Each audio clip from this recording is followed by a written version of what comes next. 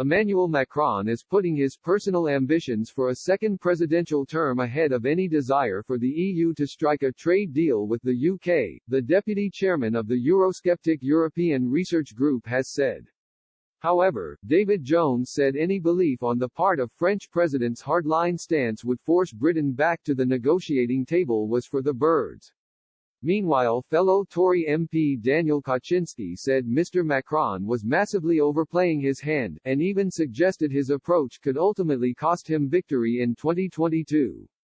UK negotiators are understood to believe Mr. Macron is digging in his heels in the belief failure to strike a trade deal with the bloc will prove so unpopular Prime Minister Boris Johnson will rapidly return to negotiating table in 2021 in a mood to take the deal offered by Brussels. However, Mr. Jones, MP for Clwyd West, said the 43-year-old was gravely mistaken.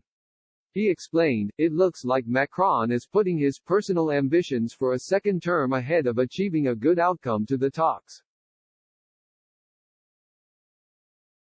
He doesn't appear to appreciate that people in the UK are thoroughly sick of what seems a never-ending process. We are prepared to do a deal that reflects our sovereignty and our right to control our own fishing waters. If, however, the EU won't agree that, then we will leave on the 31st of December. It's as simple as that. Any suggestion we will return to the table is for the birds."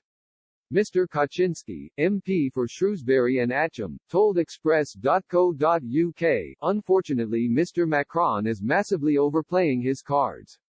He's wholly unrealistic as to what Brexit is and what it means to Britain. He is very poorly informed as to British motives and aspirations. His miscalculations will have a significantly deleterious impact on French economic interests not only in Pays de Calais but for fishermen. It will generally impact on France's standing and credibility in the European Union itself." Poland-born Mr. Kaczynski said both Poles and the Hungarians, who regard Britain as treasure island, such as its importance to their economies, were certain to take a dim view of Mr. Macron's behavior, which they would see as adversely jeopardizing their interests. He also suggested, "I very much expect that it will potentially lead to him losing the next presidential election as well." Both were speaking on a day when Number 10 emphasized there would be no extension to the December 31st deadline, irrespective of a call by Scotland's First Minister Nicola Sturgeon to extend it because of complications from the new COVID strain.